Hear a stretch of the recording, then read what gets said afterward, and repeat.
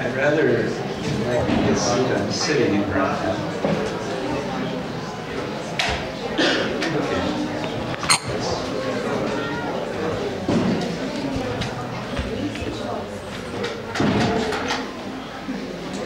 Hare Krishna.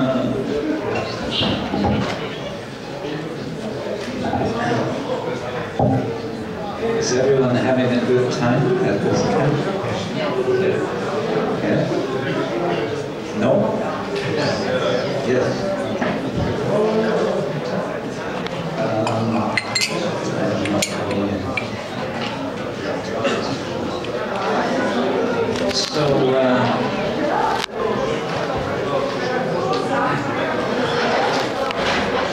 Shishi Goranga.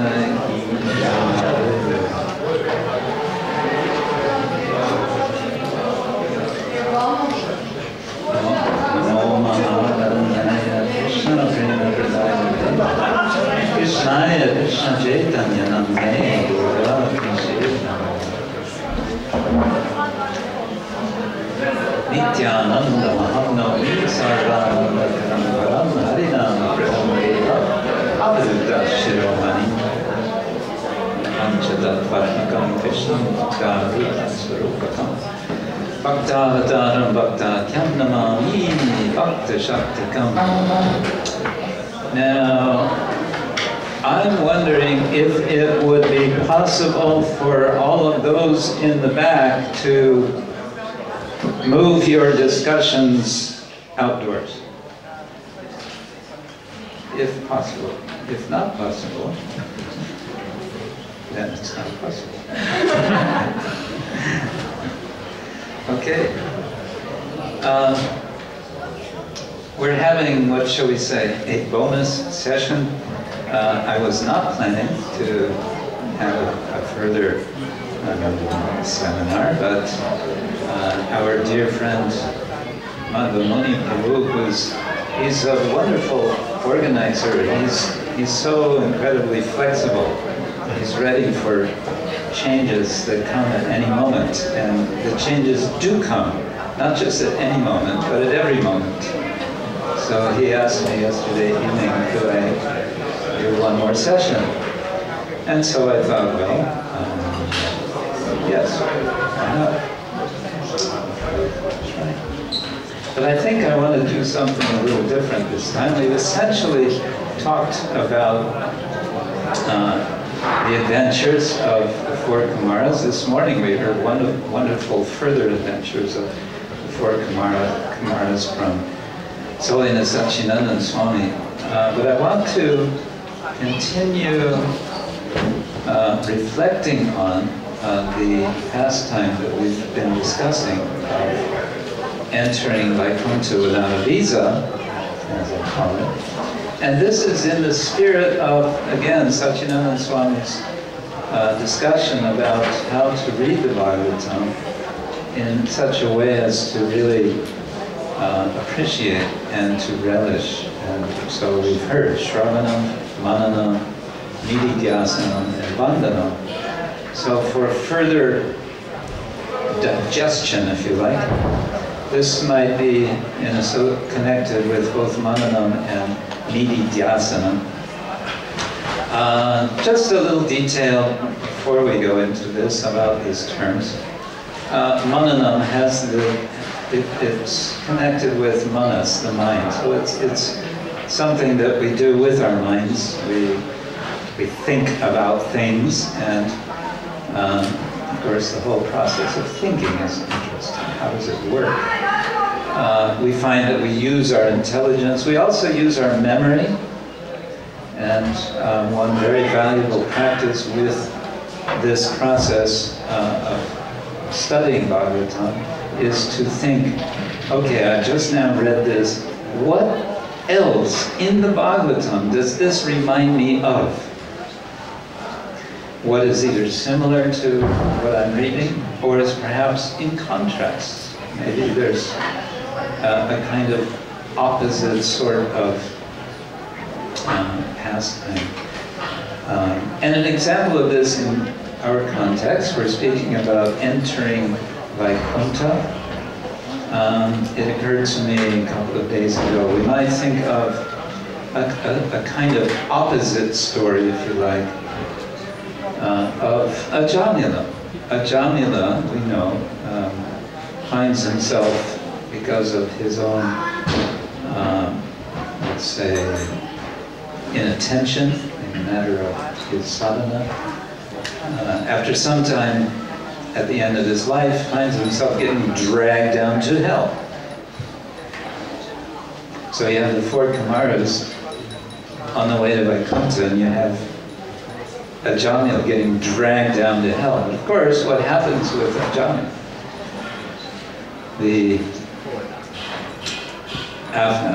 While the Yamadutas are dragging him, who appears? The Vishnu-dutas. And how many of each are there? Yeah, there's four. Four Kumaras, four Yamadutas, four Vishnu dutas. Something about the number 4 seems to be significant. In any case, the four Vishnu-dutas, of course, stop the efforts of the Yamadutas to drag Ajamila to hell, and they are quite successful, to the amazement of the Yamadutas, to release Ajamila, who then eventually, not immediately, but eventually he will indeed go to Vaikuntha, because he has a kind of what sociologists of religion call conversion experience, which he understands. He lost the plot. It's a kind of slang English. To lose the plot means you lose the point. What are you doing? You know, in a good story, you have a plot. You have how things develop in the story. So to lose the plot is to miss the point and start doing something not beneficial, anartha. Anyway, that's a job. So my point is, there's a kind of something you can remember as part of your thinking about the pastime of the four Kumaras going to Vaikuntha. You can think, oh yeah, and there's this other account in the 6th canto where something quite different is going on. And then you can start thinking, is there some point of similarity? Well, one point of similarity in the whole Bhagavatam, it's the easy question. What is the whole Bhagavatam about? Again, as we heard Satchidananda Maharaj saying, it's about bhakti. And so, whether there are reversal of roles, role reversals, as he was discussing, or not, It's all about illustrations of the power of bhakti and how bhakti is superior to everything else, including liberation, including karma, jnana, yoga, etc. So that's one thing we can do. But I want to do something else, and I don't know if this is going to work. But we'll see. We'll try. It's not something you'll usually hear devotees suggesting that we do as one of the activities of reflecting on the Bhagavatam. Oh, the other detail I wanted to say was nididhyasana. Dhyasa, it's related to dhyana. You know this word, dhyana? Meditation, yeah. So the idea is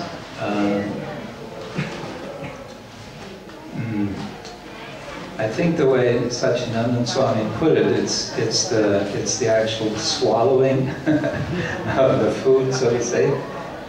First you put it in the mouth, that's shravanam, then you chew it, that's mananam, and then you swallow it, that's nididhyasanam. And then vandanam, he said, is the body absorbs it. Yeah? Because without absorbing, you can eat so much if your body can't absorb it. People have this problem. Their digestion doesn't work. The chemicals are not doing what they're supposed to. In any case, dhyana. What kind of associations in our minds do we have with the idea of dhyana? Anything? What comes to your mind when you think of meditation or dhyana? We're doing free association now. There's no right or wrong answer here. That's just free association. Maybe for you the idea is something I don't want to do. That's fine. Okay. Concentration. Connection. Okay. Huh? Going within. Good. Calmness, good. Focus, yeah. Being here now, okay. Good. Discipline. Huh? Discipline, okay. Yeah, yeah. Thinking about something or somebody. Thinking about something or someone. Good. Anything else? Absorption, okay. Exclusion of the external. Exclusion of the external, okay. Yeah. Right, so all of these we are connecting somehow or other with the idea of meditation. I think it's interesting cultural phenomena. Maybe it hasn't yet come so much to this part of the world, but in Western Europe and in America, everyone's talking about mindfulness. Mindfulness. This is a term which is borrowed, or it's taken very much from Buddhist traditions, where they have the Eightfold Path, and one element of the Eightfold Path is right mindfulness, they call it. I don't know what the original Pali is, not Sanskrit, but Pali. But in any case, somehow it's now become a very popular idea, such that I've seen, very recently I was, one of my, okay, true confession, one of my bad habits. Whenever I go to Oxford, there's one really good bookstore there, and I can't resist to go and see what are the latest books on things like mindfulness or whatever. They had a whole section on mindfulness. A whole section, not one shelf. They had 3 or 4 shelves. Mindfulness, mindfulness psychology, mindfulness, instant mindfulness, you name it. Mindfulness for your cat. Just every imaginable. So mindfulness is an interesting idea, which is associated. I just wanted to mention Srila Ramanujacharya's, I don't know if it was a definition, but he gives an idea of what is dhyana with an interesting image, and that is, here we are in the Balkans, you have so much olive oil produced here. So if you take a bottle of olive oil and you pour from the bottle the oil, that stream of oil, it's a very nice, smooth, steady stream. It's not like water which splashes and maybe intermittent. It's a very smooth flow. And so meditation is like that, according to Ramanujacharya, whose 1000th birthday is, I don't know if it's still being celebrated, or I think so. I think we're still, or in any case last year. 1,000 years ago, Ramanujacharya, they had big celebrations in India. Anyway, this is a nice image. Images are part also of our thinking. That's why also Srila Prabhupada very much wanted paintings of his, for his books. He actually wanted a painting on every other page. That would make for very expensive books, just the printing of color paintings, very expensive. But that was his idea. Let there be lots and lots of illustration. And a little footnote to that is one time a devotee asked Srila Prabhupada a very interesting question. There were different paintings of Krishna in the room where they were. I don't remember, was it Prabhupada's room? And each of the paintings were quite different styles. And because they were different styles, this devotee was concerned that Srila Prabhupada, so we have all these different paintings of Krishna. So we say they are Krishna, but they're different. So which one is more like Krishna? Which one is, really, which one is really, that's Krishna, this is less Krishna. So which one? And Prabhupada, apparently he looked a bit bewildered. What kind of a question is that? He said, they're all Krishna. And even one time, Prabhupada received a picture of Krishna that had been made by a small child. It was quite, childlike, rather crudely done, when they say. Crude is a very negative word in English, but childlike. And Prabhupada kept that picture, and he was on a flight from somewhere to somewhere. On the flight, he put the picture in front of himself, and he was chanting japa and looking at Krishna. So they're all Krishna. Point I was making, though, is with images. We have visual images. We have also audio images. We also have, what is it? Oracular? No. Olfactory images. Thank you, yes. And we talked about that yesterday morning. The four Kumaras breathe the tulsi mixed with the kinjalka of the Lord's lotus feet. And of course, olfactory impressions can be extremely powerful, either positive or negative. A negative, some stinky smell, we go, ooh, even we don't see it, but it's there, and we are repelled. So, and have you ever had the experience that kind of out of nowhere, some aroma comes to you, You're not even sure if it's physically there or if you're just remembering it, but it's an aroma that reminds you of some time years and years ago. Have you ever had that? Yeah. Isn't it amazing? Suddenly it triggers a memory from so long ago. So anyway, the point is we have all these different kinds of imagery and memory, and all of this can contribute to our relishing of the Bhagavatam. And I say relish we associate with physical taste, with the tongue.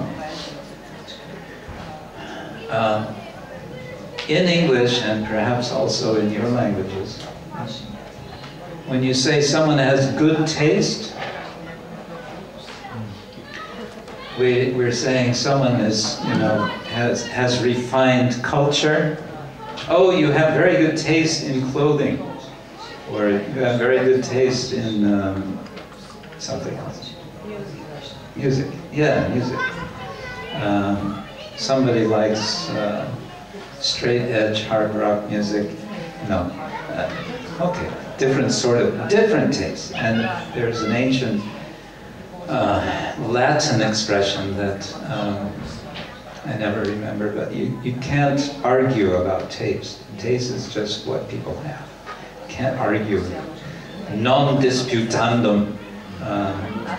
De gustos non disputandum.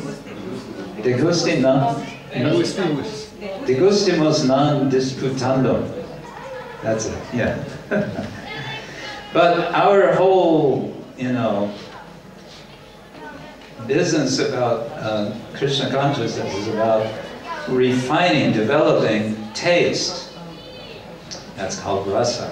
That's what the whole nectar devotion, Bhakti Rasamrita Sindhu is about. A person who, in Sanskrit, a person who is considered to have fine, refined taste is called sa-hridaya. Sa means with, and hrida, hrid means heart. Sa-hridaya, with heart. With, in English, it's actually a French word, connoisseur. A person who can relish something is a connoisseur of that particular whatever it is, food or wine or whatever, is a connoisseur. In Sanskrit, it's sahridaya. And this is what we're actually trying to cultivate. We understand we can't do this by ourselves. Therefore, the fourth point, vandana, prayer. Prayer means, what is prayer? It's actually opening the heart to the Lord. And it's not saying, oh my dear Lord, I want this, this, this, this, and this. Here's my shopping list, you please fill it out. Fill it, but rather opening the heart. Krishna, what do you want? What do you want from me? How can I serve you? And as we open, then Krishna reveals. As Krishna reveals, then the nectar flows. And that makes the Bhagavatam relishable. Okay, but I still haven't gotten to what I want to do. Let's get back to the four Kumaras and the Jaya and Vijaya, the two gatekeepers. And what I want to do is ask the question, can we think of different scenarios? We all know what the Bhagavatam has told us has happened. What has happened? The four Kumaras were stopped. The four Kumaras respond by pronouncing what we call a curse, which is referred to as a curse in the Bhagavatam. There is the Jaya and Vijaya, they quickly wake up to their mistake and they beg forgiveness, but they accept. Lord Vishnu comes, and Lord Vishnu gives essentially his blessings for everything that's happened. Right? That's what's happening. Now, my question is, could we imagine, now I'm bringing in a whole different dimension here, imagination. Yeah, this gets tricky.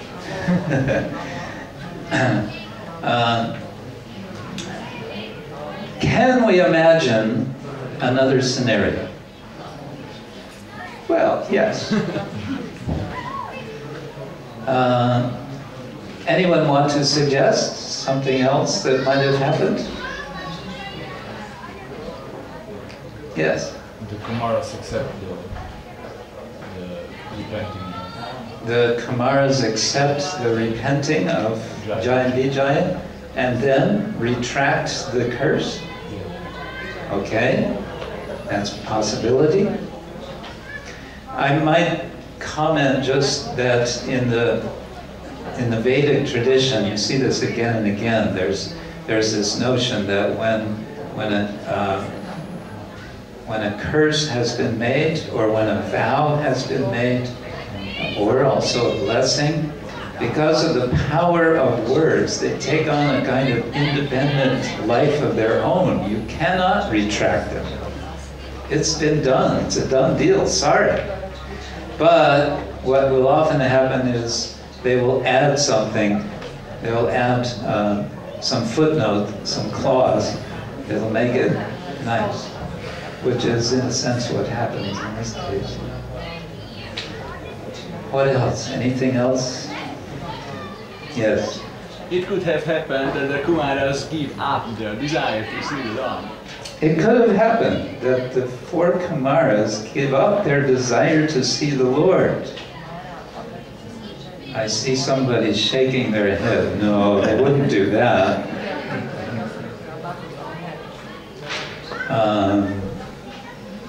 What do you think? Not in the Bhagavatam, right? Oh well, okay, we won't go. Yeah, Vaikuntha, yeah, it's probably a nice place, but anyway, we can go somewhere else. If the reason was why they couldn't pass the 7th gate, because they're impersonalists, so that might be the reason. Well, we discussed that they could pass 6 and then they couldn't pass the 7th because of lacking bhakti. Okay, so you're saying maybe they would have. It's plausible. Okay. Yeah. Can you please repeat what she said, because I couldn't hear. Yeah, she was saying that, well, maybe they could have given up their desire to enter Vaikuntha because they apparently had not yet achieved bhakti, and therefore. Any other ideas? Try again later. Huh? They could try again later. They could try later. They could say, okay, well, we'll wait until some other guards are here. Maybe we can do better with some other guards. Another gate. That's actually what, or another gate, yeah. That's actually what His Holiness Radhanath Swami, if you've read his story, going home, his journey home, when he finally gets to the border of India, and they won't let him in because he doesn't have enough money. You read that? And so he goes some distance away and he waits until there's a change of guard. And then he tries again and it works. He manages to make friends with the guard. Okay, go ahead. Yeah, that could have happened. That you could do that. Deva. Same. Other gate. Okay, yes, Rizva. Maybe when Lord Vishnu appears, he sort of reprimands the four Kumaras for uttering the curse so easily upon his servants. Okay, the four, Vishnu could have scolded, reprimanded, or said, this is not good. You're so quickly cursing like this. What about this? How about this reaction of the four Kumaras? Can we think of alternative reactions that they would have had in relation to these two, Jai and Vijay. Yes? Because of good association, they will become perfect and be in Kirtan and go into Vaikuntha. Because of good association, they could have started doing Kirtan and then go into Vaikuntha. Yeah, okay, maybe. They could preach to Jai and Vijay. What would they preach? Impersonalism. Huh? Mindfulness. Mindfulness.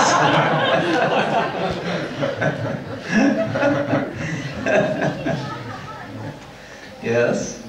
What would they preach? You want to say? Krishna. Yes. Yes. They would preach.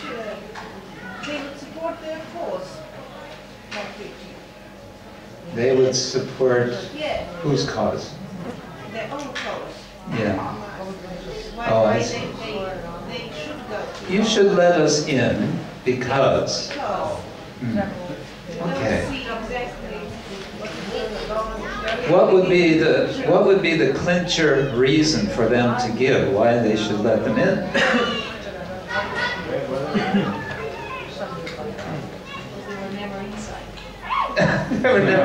We've never been inside. Let us see at least once.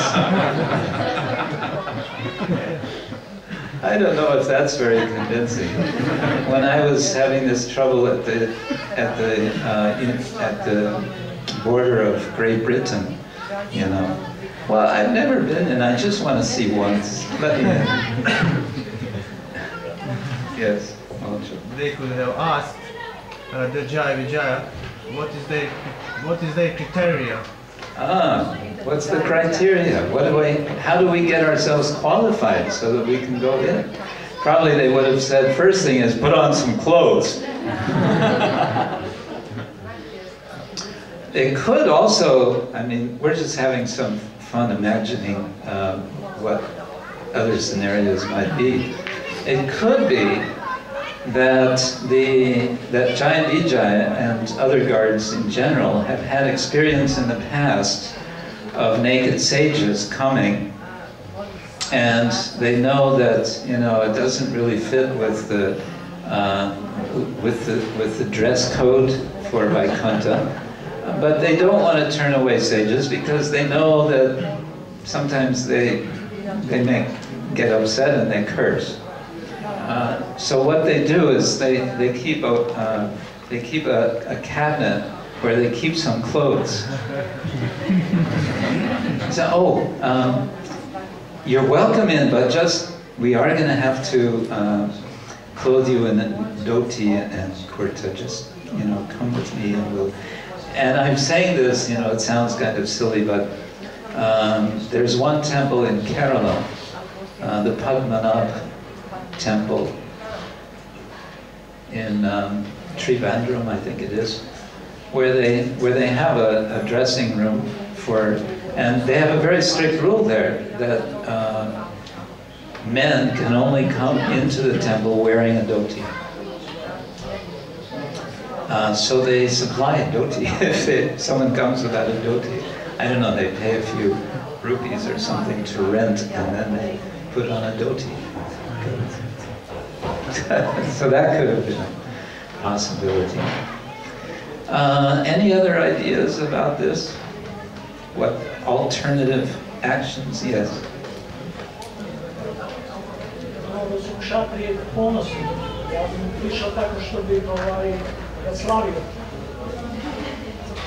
Kshatriyas are proud, so my approach would be to celebrate and to glorify the person. Glorify the person because Kshatriyas are by nature proud. Yeah. So one approach would be to glorify a person who's proud. Oh, the four Kumaras might have glorified these Kshatriyas for their Kshatriya character. Is that it? Yeah. Okay. Yeah. That's possible. That's an idea. Yes. They can tolerate the whole situation and wait that Lord come to see them. Okay, they could just be tolerant. Titikshava karunika, right? Sages, sadhus are tolerant, patient. There are many stories, again in Buddhist tradition, of potential students for some Buddhist guru. They will come to the ashram and the monks won't let him inside, so he will sit outside in the freezing cold for days and weeks and months and years until he's finally admitted. And it's okay, he must be serious. Let him in. This is one Chinese famous Buddhist monk, famous Buddhist. Yes, they can ask to speak with the supervisor. Like when you want to enter somewhere and I don't want to allow you, please let me speak to your supervisor. Okay. Let me speak with Lord Vishnu. Yeah. Yes, can we please speak with you? Or, yes, in that spirit, just to say, could you just announce that we are here and let the supervisor decide? Yeah. Yeah. Now, I was thinking about this also and just reflecting that there are 4 Kumaras. And in the Bhagavatam, they're kind of all bunched together. They all kind of seem to do the same thing, and they seem to be saying the same, or yeah, they all say the same thing. They seem to be thinking all the same thing. Maybe it's just the Western individualist mind, but I couldn't help but thinking there are 4 Kumaras. Wouldn't they have different opinions, different perspectives on the whole thing? And could it be the case that as they're approaching the 7th gate of Vaikuntha, they're discussing with each other about what they're doing, about their present, and past, and present, and anticipated experience. And they might have quite different opinions among themselves. And that could be an interesting discussion that we just don't know about. Could it be also that they discussed among themselves before cursing the gatekeepers just what would be the best for them? In fact, that's suggested. It doesn't say they discussed, but it says, as I remember in one verse, they considered what would be best for them, and then they gave their conclusion. Shri Jagannath Subhadra Baladeva ki jai, Shri Gauranga ki jai. Anyway, what I'm leading into, you're maybe wondering, where am I going with this? Well, here's where I'm going. I'm suggesting, well, there's a broader point and there's a more specific point. The more specific point is that, as some of you know, we have this book series which now has 3 different books. We call them Krishna Smarana. And what we're doing with these is encouraging devotees to write about Krishna's pastimes, and we're publishing these. And we've had very good response from devotees, very positive, from senior devotees, saying these are really very helpful to for this process, but also for use. Some devotees are they're taking some of these writings, adapting them for presentation, for example, in Sunday feast program, performing little dramas, and skits and things like that. And this is an ongoing project, but it's kind of slowed down in the last couple of years, mainly for technical and practical reasons, because our main editors health has not been so good. But we want to keep it going, and we want to encourage you who may be thinking, oh, that's nice, but I'm not a writer, to do some writing. And this is encouraged, this is bona fide, this is encouraged by Srila Prabhupada. He says, write according to your realization as a process of purification. Krishna Rangini Mataji has written a few things for these books, right? And some others of you have written. And so I'm making a little advertisement now. We've been a little bit stuck on our next issue, the subject of which is Krishna and his opponents. The very first one we did was simply Krishna Smarana, and we were focusing on Krishna's pastimes after Vrindavan. Then we did Rama Smarana, based on Rama Lila from Ramayana. And then we had Gora Smarana. Now we're sort of going back over and back to Krishna. And now we're being a little more specific. Krishna and his opponents. We didn't say Krishna and the demons because there are some opponents of Krishna who are not demons, but at some point they become opponent. Like Lord Brahma, when he steals the cow, that he's like a kind of opponent. Indra, when he sends the storm, so these are opponents. So we want to invite you to consider doing this as a practice for your own meditation on Krishna Lila.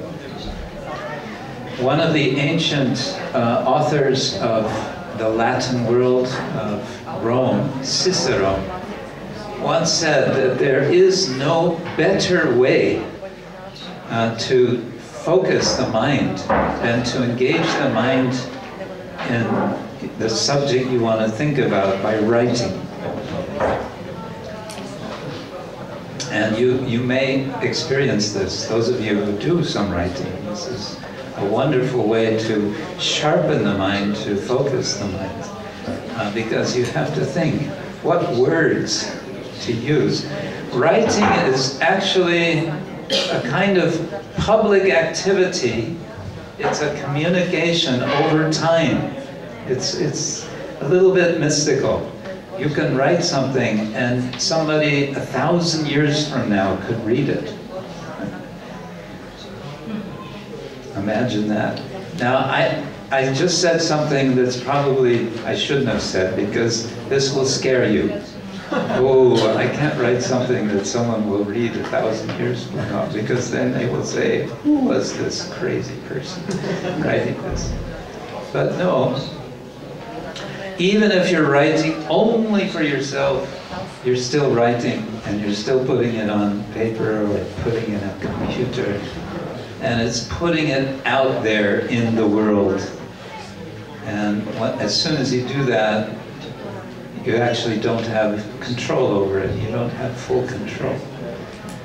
And that's nice. And writing, we hear a lot about reading, and we're hearing how important it is to read consciously, conscientiously, with attention, with devotion. And it begins with Shravanam. There are 9 processes of devotional service. First Shravanam, and what's the next? Kirtanam. Kirtanam.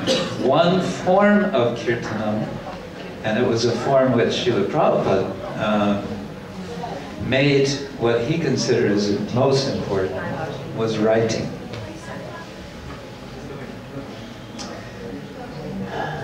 I know what you're thinking.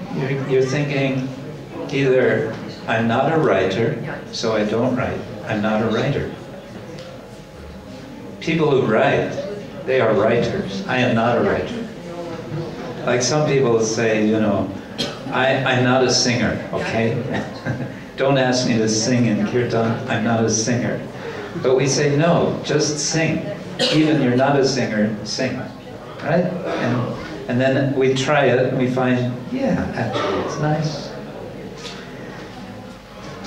You may be saying that, or you might be saying, hey, come on, I'm just barely getting my 16 rounds done.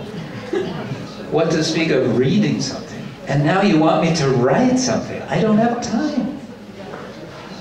I hardly have time for what I absolutely have to do, and you're saying I should write?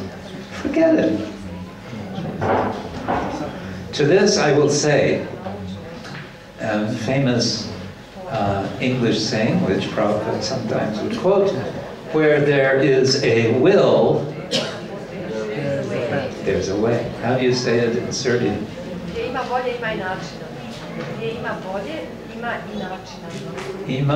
I način. Yeah. So you have the same thing. So anyway, this is my humble suggestion. This is a much bigger topic than I think I should begin to end. And maybe there's some question we can talk. But one more advertisement, and that is we have this Krishna and his opponents, and we have a new project, they're sort of overlapping, Krishna and his cows.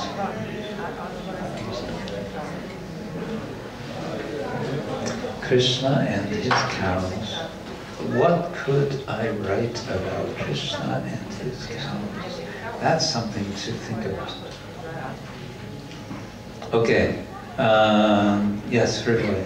Could you perhaps a little clarify the difference? Could you perhaps? Yeah. No? Okay. Could you perhaps clarify a little bit the difference between the process of mananam and dhyanam? Nididhyana. Yes, nididhyasana. You know, when you explain it, there is a sense, I mean, it's different, it is different, but how would you say it's different? Well, let's start with how they're the same. It's like with the analogy of eating, right? It's all to do with food. And it's all to do with getting it into the body to transform it into energy and so on for the body. And so to overemphasize differences may be counterproductive.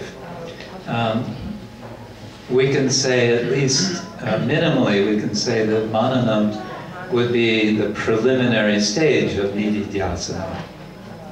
But I think here the essential idea of mananam is the emphasis on the mind, whereas nididhyasanam is more like let it reach the heart, let it impact, allowing whatever it is to really impact us, such that there is, as again Maharaj was explaining, there's a change of behavior.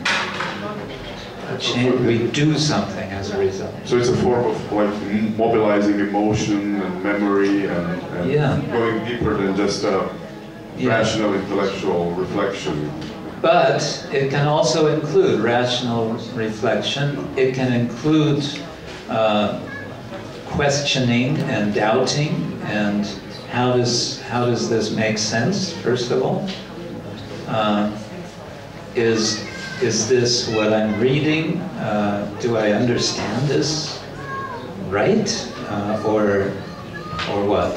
So it can be that as, in fact, I would say that's the beginning point, you know. Am I getting it? Am I getting the words? Am I getting the meaning, the basic meaning? It can also be, and I think I like to encourage devotees, pay attention also in reading the Bhagavatam to those word-for-word translations. There's a lot of interesting things there. I mentioned yesterday how Prabhupada translates the word sankshobam as agitation for change. Wow, that's so interesting, isn't it? But you won't find agitation for change, quite exactly that, in his translation of the verse. Because the way language works, you have to decide how to make the sentences, flow and so on. But those word for word, and try to pay attention to those Sanskrit words as well. Gradually, you'll actually be learning Sanskrit. Then you can start learning some Sanskrit grammar, and then before you know it, it's not so difficult. You can appreciate more about the poetry and so on. It goes on and on. But the point I wanted to make is, Prabhupada once, or more than once, said, discuss the Bhagavatam from all angles of vision. And one thing he's saying here is that the acharyas in their commentaries, often they will give an explanation of something, and then they will say nanu, and then they will say something else. And that nanu is a signal that, well, there's another way to look at this. There's another way to translate this. So that's all part of manana, I would say. Yes. Me? Okay, so you spoke about the four Kumaras, and I remember the Bhajan Radhikastava, where it is mentioned that Sanaka and Sanatana, at least, were describing the character of Radharani. Are they the same four Kumaras we are speaking about? Sanaka, Sanatana. Varnita Charite. Yes. Sanaka, Sanatana, Varnita Charite. Radhe Jaya Jaya Madhava Daite. Why not? Two of the four Kumaras. And can we know what they spoke about? Oh, if we could, it would be wonderful, wouldn't it? And maybe it's possible, but I can't tell you, because I have not come across this, at least thus far. But the fact that that's a song from Rupa Goswami. Just his saying that Sanaka and Sanatan, have described the glories of Radharani, it's a kind of signal that Radharani is really glorious, because if the Kumaras are glorifying Radharani, that's really something, right? So that's kind of that's the general point there. Yes, Haragati. I want to ask, it is true that Arjuna was once Krishna's opponent? Is it true that Arjuna was once Krishna's opponent? Does anybody know a specific pastime of Arjuna fighting with Krishna? He said he won't fight. Huh? He said that he won't fight. He doesn't want to fight. He doesn't want to fight. He doesn't want to fight with Krishna. Fight against in the Kurukshetra war. He didn't want to follow Krishna's order. Oh, okay, yeah, that sort of opposition, you can say, was there. There may be something, but there's so much. I mean, in the Mahabharata, there's so many pastimes. I'm not much of a Mahabharata vidvan, so I won't say that no, there's never been a time. They are identified as Nara Narayana Rishi. Sometimes Nara Narayana Rishis, plural, and sometimes Nara Narayana Rishi, singular, like two in one. So they're kind of Achintya Veda different and non-different. There is a pastime of Nara Narayana in 12th canto that Indra wants them, because they're meditating, he wants them to fall down from their meditation. The usual story, he sends apsaras. Nara and Narayan are very amused at this, and Narayana, he takes a mango, and he takes the juice from the mango, and he draws an image on his thigh. The Sanskrit word for thigh is uru. And this image is of a woman. And the image is so beautiful. She comes alive from his thigh. And when the apsaras see this image, they immediately surrender. They're embarrassed. And this image becomes Urvasi. Uru Vasi. She who resides, Vasin, in the Uru of Narayana. That's the story. How did we get there? Oh, Arjuna. So Nara Narayana. Yeah. Right. Okay. Let me ask. Let me put you on the spot. I've put my little promotion here. Who of you feel now you would like to give a try to write something for our little project, Krishna and his opponents? I'm getting tired. 1, 2, 3, 4, 5. No others? 6? Only men? And Krishna Rangini? No other ladies? You don't have to write in English. You can write in Serbian, Croatian, Swiss, German, or whatever. And for publishing, we'll find someone, if you cannot find someone, to translate. Okay, not to put you on the spot, but please write something. Do it within the next month, if possible. And send it to Rasodari Hari. Okay? Yes, you can do that? Not so sure. If you want to write something and you're not so sure if you're on the right track, you can mention that, and we can maybe give you some suggestions how to improve. Okay? Would you like that? If I offer this some coaching in your writing, any of you ladies, would you be more inclined to try it?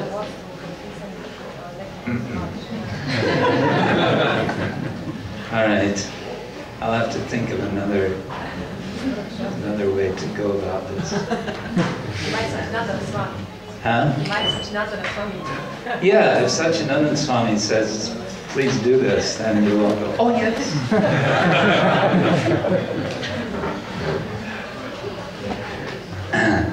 Okay.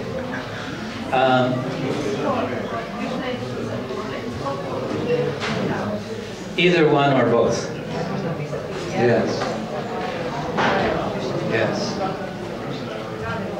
If you want to get some idea of how we're doing this, have a look. I think there are some copies. I'm not sure. I think I saw Gora Smarana at the table out here. You can read some samples.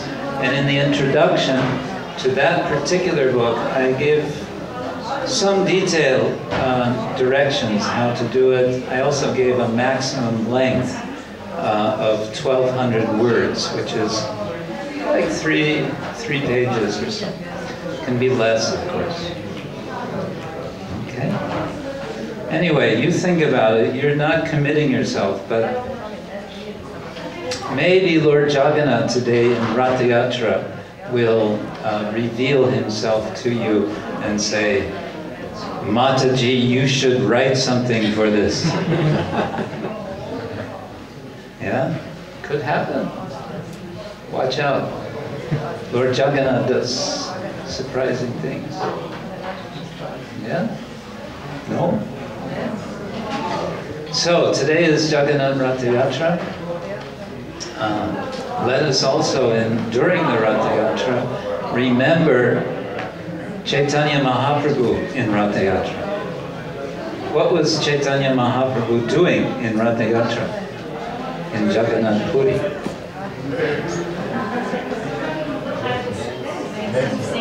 Dancing and singing, indeed. Did he dance and sing only in one form?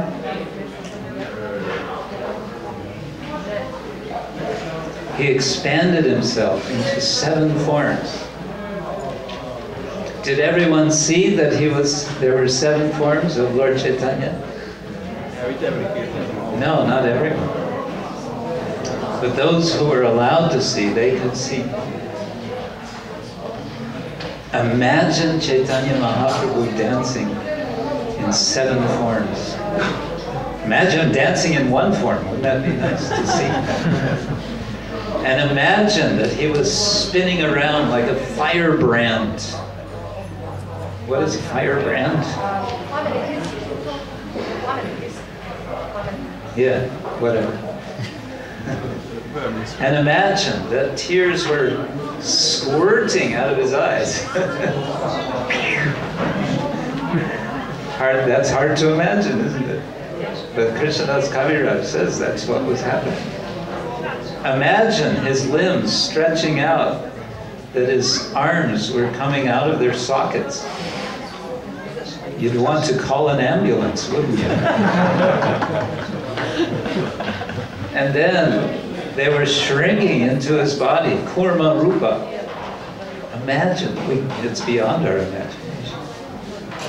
The whole earth was tipping back and forth as Lord Chaitanya was dancing, and Nityananda, and all the associates. So as we're on Kirtan, we should actually feel, let us remember Chaitanya Mahaprabhu. If we remember Lord Chaitanya's dancing and singing in Kirtan with Lord Jagannath, Lord Chaitanya may also come. Lord Jagannath is present, yes. So why should not Lord Chaitanya also be present? Then it will be very nice. And then all the people around will feel, oh, there's something special happening here. Let me find out something more about these people. Maybe they're not so crazy after all. Shishi Gaurnitai ki, Shishi Jagannath Subhadra Baladeva ki, Shri Jagannath Ratha Yatra Novisat ki, Gaur Premanand. Hare Krishna. Thank you all very much for your kind participation and all the best.